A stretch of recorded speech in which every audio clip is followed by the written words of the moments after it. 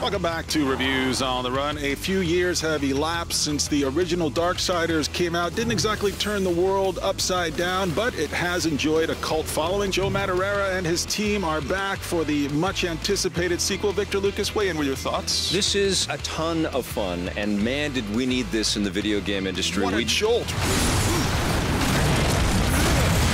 This is a mishmash of Zelda and God of War and a little Shadow of the Colossus, a little Diablo kind of thrown in. But I feel like it distinguishes itself as its own. There's enough original concepts in there to keep it fresh. Yeah, well, I mean, it borrows from the best in these genres, you know? It's an action RPG, emphasis on the action.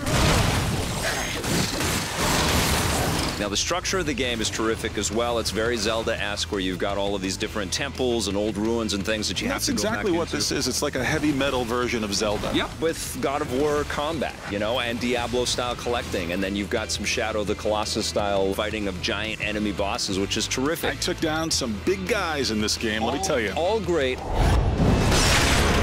You're playing as Death, and your mission basically is to absolve War, your brother, from the previous Darksiders game. You know he's not guilty, so you're out there trying to clear his good name. And part of the mission is to bring some life back to this destroyed apocalyptic environment that's out there. But for the most part, you're going into the blue section, or you're going into the green section, or the dusty brown section. And I just thought that that was such a dry approach to such a colorful game, to a game that's rife with lots of magic, spells, and great enemies that you do have to combat, some cool bosses.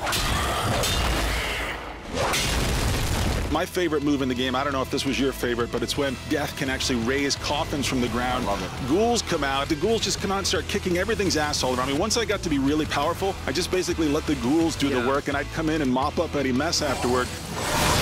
If you love puzzles, you're going to love this game. Totally. Some of the best puzzles I've ever played, and that includes all of the Zelda games, are in this game. Lots of manipulation of environments, lots of manipulation of light sources. You know, there were some puzzles that were better than others, but the puzzles, when they're good, they are awesome, and that is very true of Darksiders 2. It's a tour de force, frankly. I think that it's reaching for the heights that the very best of the video game industry can deliver, and it's almost getting there, which is outstanding. But this is a game worth investing in, worth spending money on, and worth investing your time in. It's buying this game is a vote for THQ's future, for Vigil's future, for AAA Games' future, so I think you got to buy it. You know, especially right now in August, when there are so few titles to spend your money on, so few rich video game escapes to spend your money on. That's a great word to describe this experience, rich, because that's exactly what it is. You just steep yourself in this experience. This is not a game you can sit down and play for 15, 20 minutes at a pop. Nope. You sit down, hours disappear, and that's very rare these days. It's so hard to make a game that stands up, that makes any kind of noise or difference